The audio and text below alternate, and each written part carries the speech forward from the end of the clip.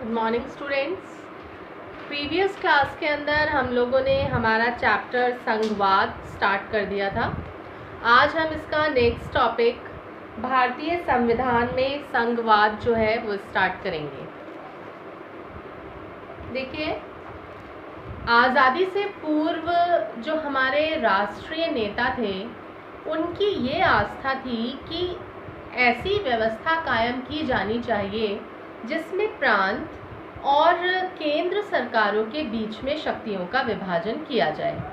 क्यों? क्योंकि भारत जो है वो एक विशाल आकार वाला देश है। यहाँ पर भाषाई आधार पर और प्रांतीय आधारों पर बहुत अधिक विविधताएं जो हैं वो देखने को मिलती हैं।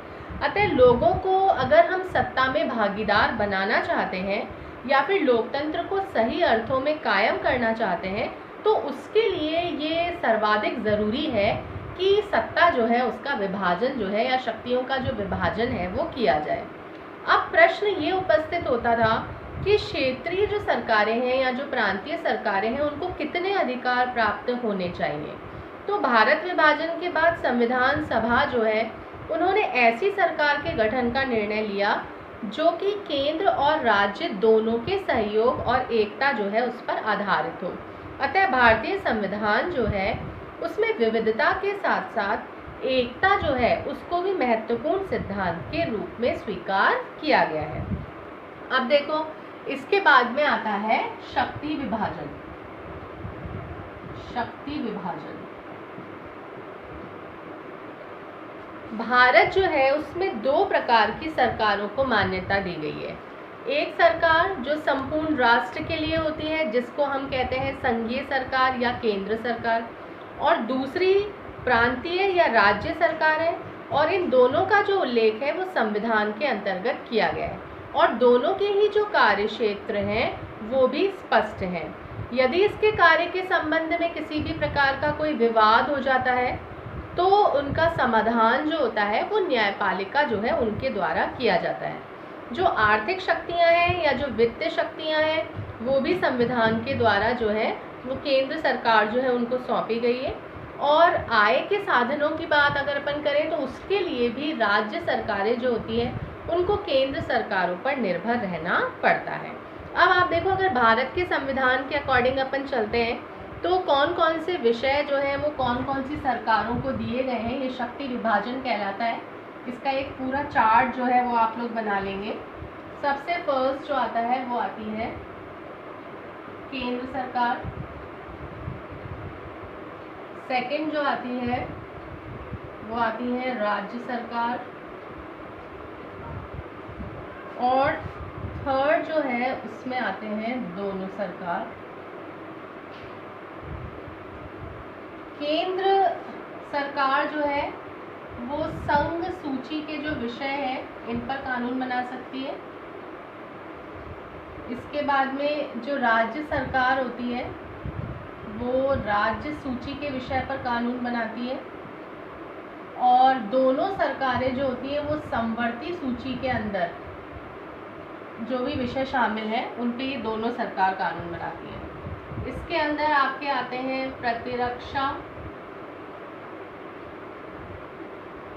परमाणु ऊर्जा, विदेशी मामले,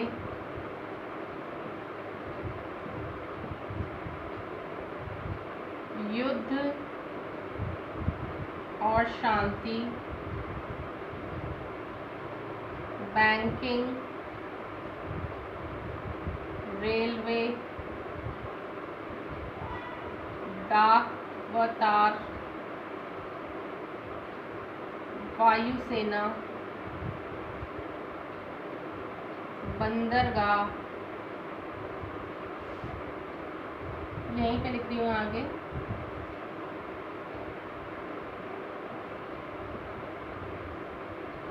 विदेश व्यापार और मुद्रा। ठीक है। इसके अंदर कृषि, पुलिस, जेल खाना, स्थानीय शासन, स्वास्थ्य,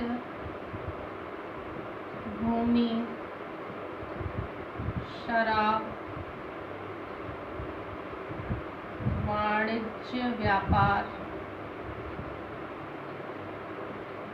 पशुपालन और जो प्रादेशिक लोक सेवा है, प्रादेशिक लोक सेवा, वो इसमें आती है। समवर्ती के अंदर आती है शिक्षा, कृषि, भूमि अतिरिक्त किसी संपदा का हस्तांतरण, वन, मजदूर संघ, सामानों में मिलावट,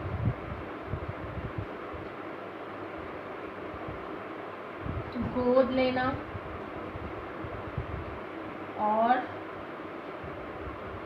उत्तराधिकार।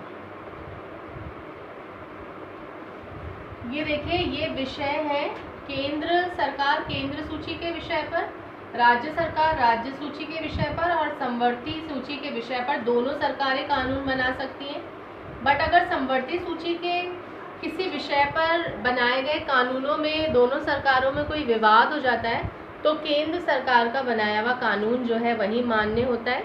इसके अलावा एक अवशिष्ट विषय भी होते हैं, अवशिष्ट शक्तियाँ।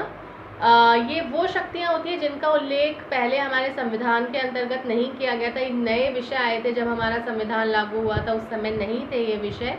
जैसे कि इसके अंदर आप साइबर कानून को ले सकते हैं। तो ये अवशिष्ट विषय जो होते हैं, इन पर कानून बनाने का जो अधिकार होता है वो केंद्र सरकार के पास में होता है। ठीक है, तो इस प्रकार से आपका शक्ति विभाजन जो है वो कंप्लीट होता है। Thank you.